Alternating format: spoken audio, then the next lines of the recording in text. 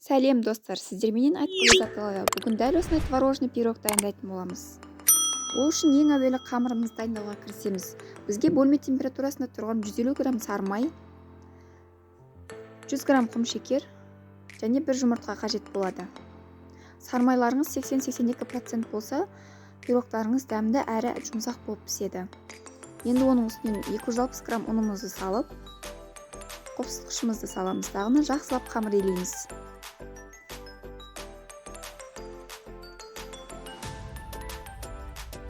Мінекей қамырымыз дәл осындай консистенцияда болады. Енді бұны пакетке салып, жарты сағатқа холодильникке қойып қоямыз.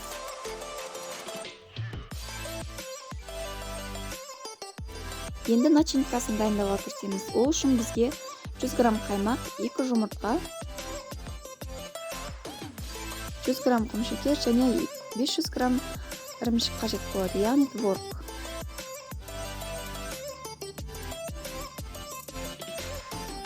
Творог үйдің творогы болса тіпті жақсы болады.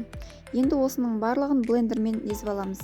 Егер де сіздерде дәл осындай блендер болмайтын болса, творогтарыңызды жақсылап ситадан өткізіп алыңыздар, сосын барып миксермен араластырсаңыздар болады.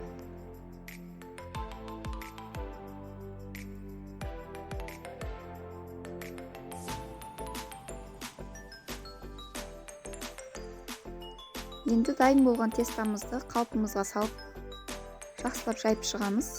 Астына пергамент қағазын төсеуді ұмытпаңыздар, сонда табаларыңызға жабыспайтын болады.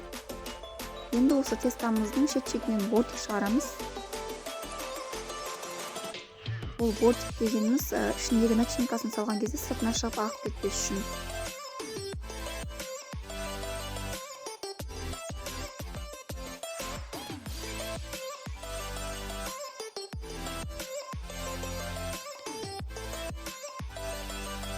Дәл осы тестамен басқа пирогтарды дайындауға болады. Мысалы, арасына жем салып, немесе варенье салып, істесеңіздер де болады. Енді астына вилкамен тесіп аламыз. Үстінен дайын болған начинкамызды салып, 180 градуста 20-25 минутта пісіріп аламыз.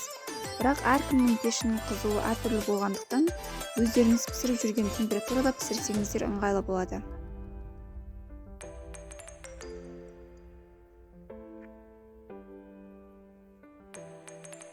Дәл осылай бетін тегістеп жүреміз кішкене.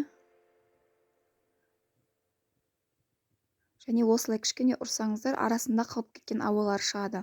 Дайын болған пирогымызды суығаннан кейін барып қалбымыздан аламыз. Барлықтарыңыз дайындап көріңіздер, өте дәмді пирог. Сау болыңыздар.